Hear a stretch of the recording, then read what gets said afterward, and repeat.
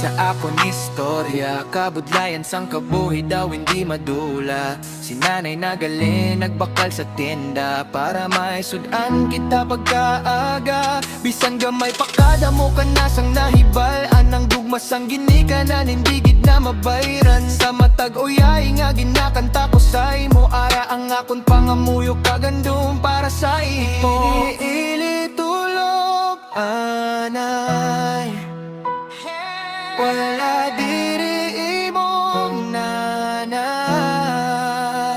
kato